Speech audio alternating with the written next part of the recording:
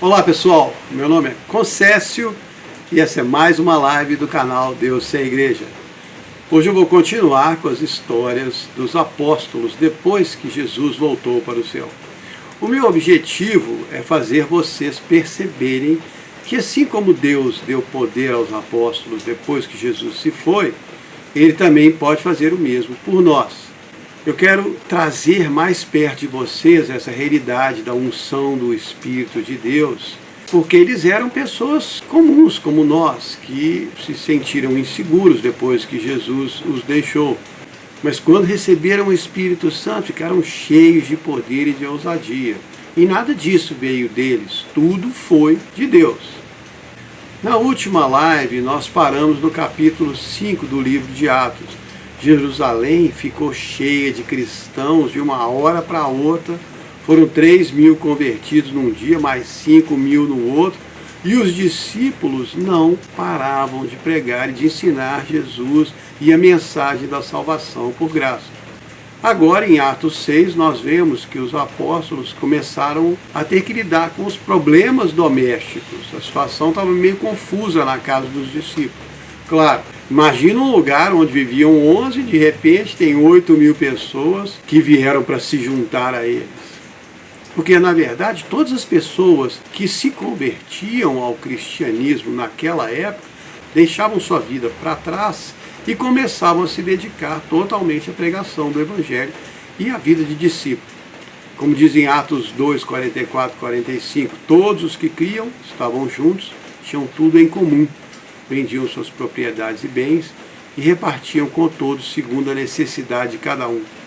Então, de repente, os 11 apóstolos se viram numa comunidade cheia de cristãos que precisavam ser ensinados, treinados, cuidados. E aí, em Atos 6, os discípulos gregos começaram a reclamar dos hebreus porque as viúvas deles eram desprezadas na distribuição de alimento.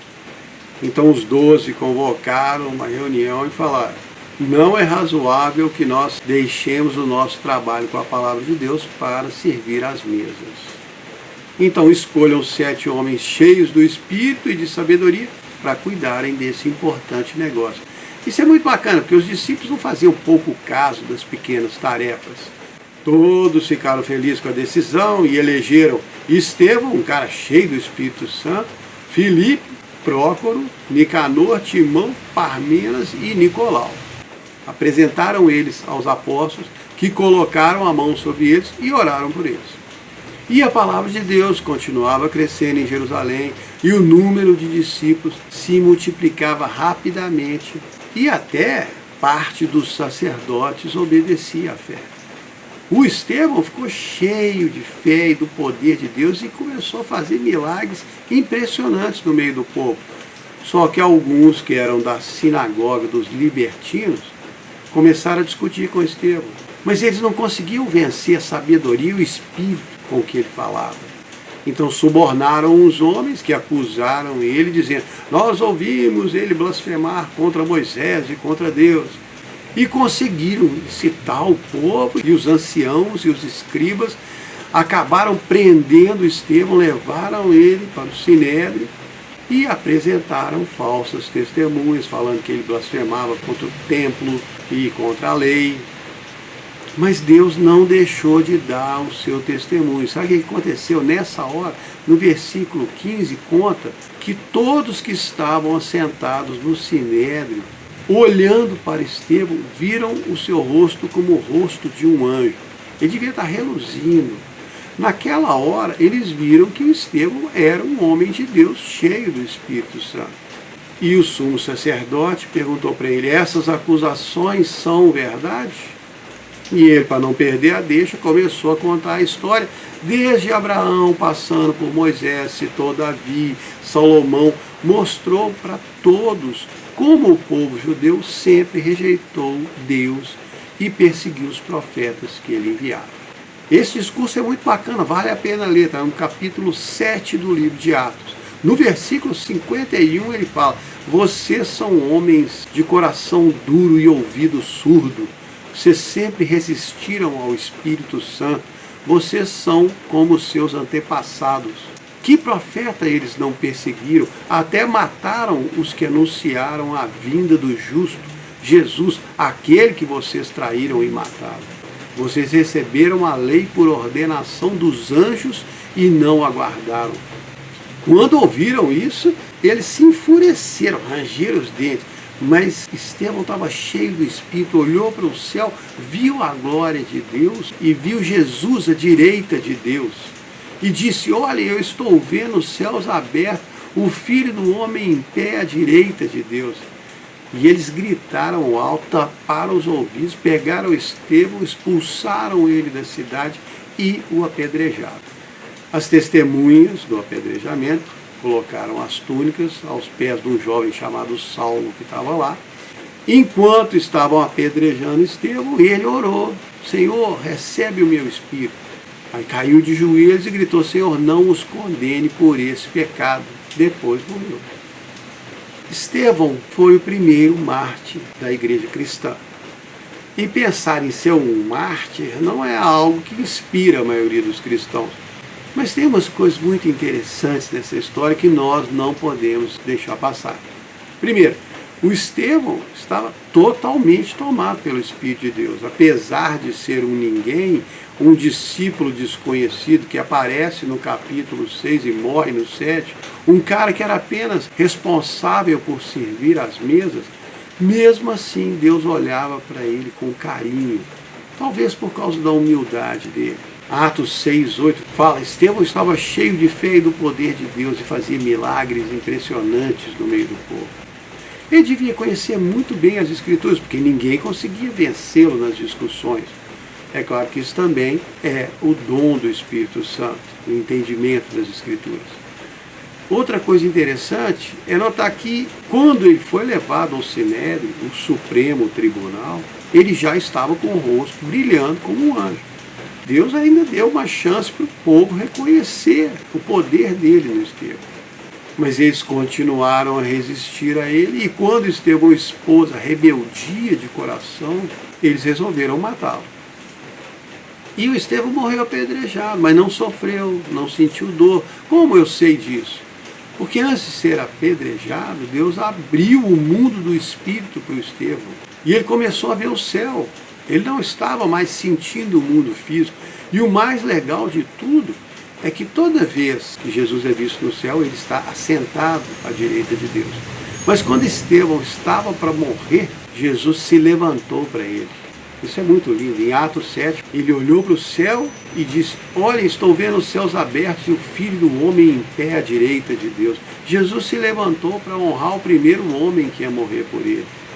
Estevão estava tão no Espírito que antes de morrer ainda pediu para Deus perdoar os que o matavam. Então, apesar de para nós parecer uma morte horrível, para ele não foi. Isso é uma coisa que no momento é difícil para nós entendermos, mas nós precisamos nos lembrar. Como eu citei no último vídeo, Deus vai nos dar o poder para o momento, não antes. Eu não me lembro agora qual foi o famoso evangelista, acho que foi o Dr. Moody, mas tem uma história que uma senhora da sua congregação perguntou se ele tinha a graça para morrer. Ou seja, se ele enfrentaria a morte sem medo, tendo fé, confiança e a unção de Deus para morrer. Mas, para surpresa da senhora, ele respondeu: não, não tenho. Eu não estou morrendo agora. E é isso que acontece muito conosco. Nós queremos ter a fé para situações que ainda não estamos enfrentando.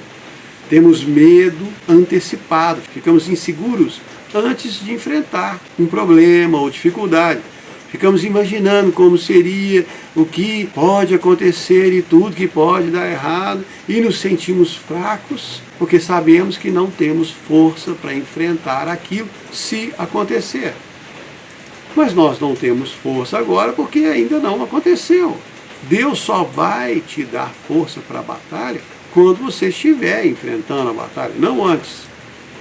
Antes você tem que confiar que Ele vai estar lá na frente.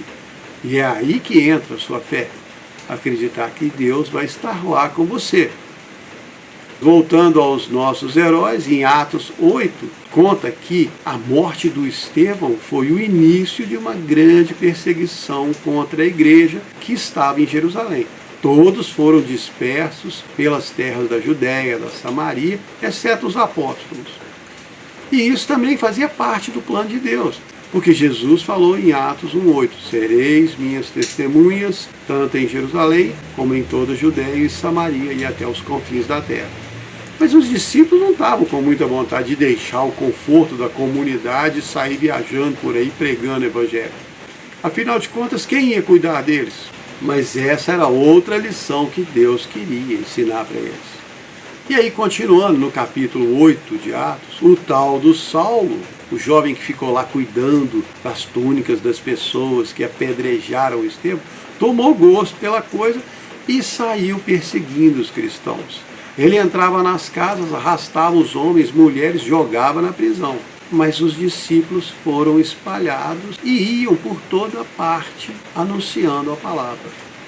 O tal do Filipe, que também servia às mesas com Estevão, desceu até Samaria e pregava Jesus.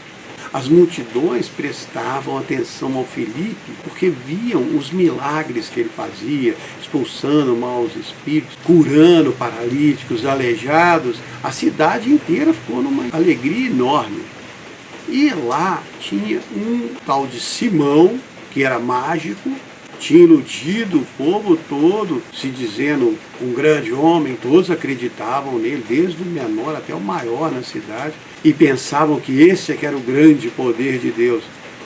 Esse Simão iludiu o povo com as mágicas muito tempo, mas quando Filipe chegou, começou a fazer milagres verdadeiros e pregar sobre o reino de Deus, o povo conheceu o verdadeiro poder de Deus. E tanto homens como mulheres iam se convertendo. Até o próprio Simão se converteu. E ficava perto do Filipe o tempo inteiro, espantado vendo os milagres que ele fazia. E quando os apóstolos, lá em Jerusalém, ouviram o que estava acontecendo em Samaria, mandaram Pedro e João para lá. Quando chegaram, oraram pelas pessoas que tinham se convertido, para que elas recebessem o Espírito Santo também. Porque o Filipe não tinha feito isso. Eles só acreditaram na pregação dele e receberam Jesus como Salvador. Aí Pedro e João impuseram as mãos deles e eles receberam o Espírito Santo. O tal do Simão, o ex-mágico, vendo que eles davam poder do Espírito, colocando a mão sobre as pessoas, foi até os apóstolos e ofereceu dinheiro. Falou assim, me dê esse poder também, para que eu possa colocar a mão sobre as pessoas e dar o Espírito para elas. Aí o Pedro ficou zangado, falou, o seu dinheiro seja a sua maldição. Você acha que pode comprar o dom de Deus com ele? Você não tem parte no nosso trabalho porque o seu coração não é correto diante de Deus. Arrependa agora e ore a Deus para que ele perdoe esse pensamento do seu coração.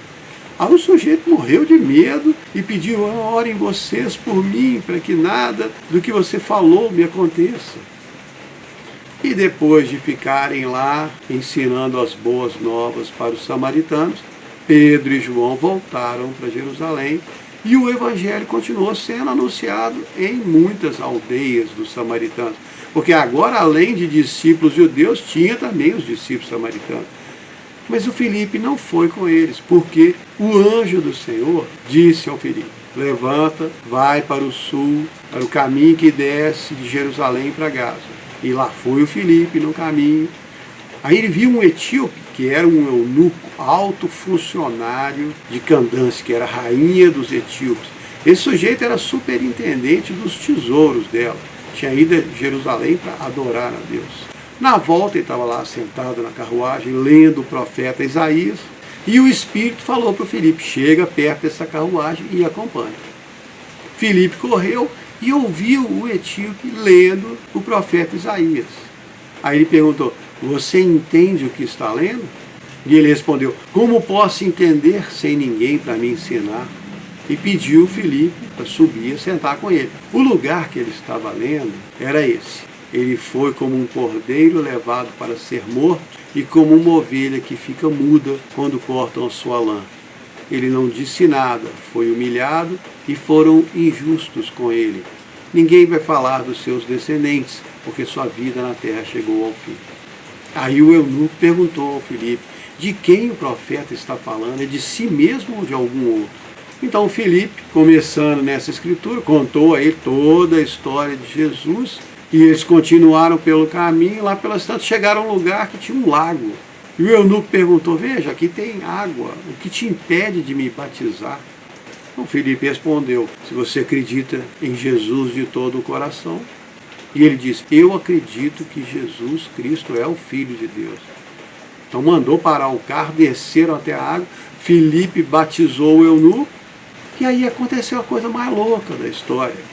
Quando eles saíram da água, o Espírito Santo arrebatou o Filipe, sumiu com ele. O eunuco não viu mais o Filipe e continuou o seu caminho todo feliz. Ele deve ter achado que o Filipe era um anjo de Deus e que desapareceu e voltou para o céu.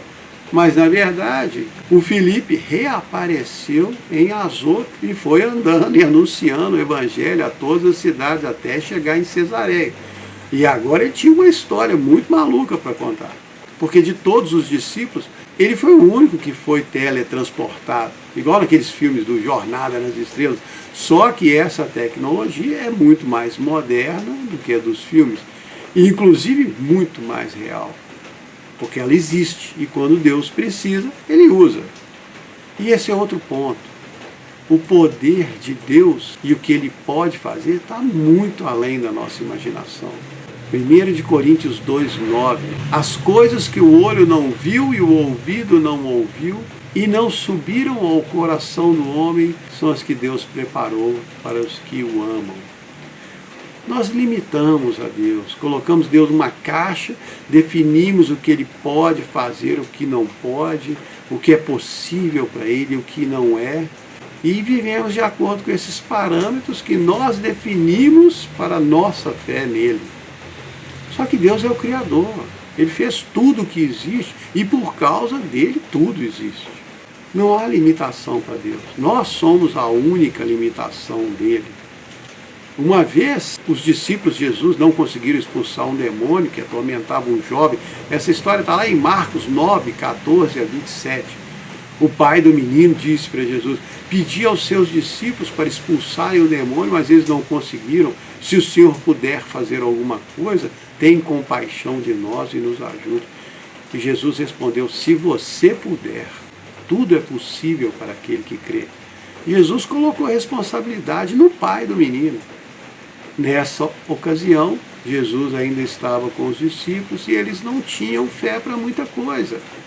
Eles viam Jesus fazendo, tinham recebido um pouco do poder dele, mas ainda estavam inseguros e se apoiavam muito na presença física dele. Eles pensavam: se nós não conseguimos, quando Jesus chegar, ele resolve. Por isso é que depois que Jesus voltou para o céu, a coisa mudou e eles tiveram que amadurecer espiritualmente e aprender a lidar com todas as situações sozinhos. Tanto que esse episódio de não dar conta de fazer alguma coisa nunca mais aconteceu. Todos os relatos do livro de Atos são os apóstolos dando conta do recado e fazendo coisas ainda maiores do que Jesus fez, como ele tinha dito. É muito importante nós lermos ou escutarmos essa história e sempre lembrarmos que eles eram pessoas como nós. Também cometiam erros, falhavam, pisavam na bola, mas quando estavam cheios do poder do Espírito de Deus, eles deixavam Deus conduzir a situação e confiavam nele para o que viesse. Eu vou continuar lendo mais histórias dos apóstolos na próxima live, porque nós ainda temos muitas boas lições para tirarmos dela. Espero que vocês tenham gostado. Muito obrigado.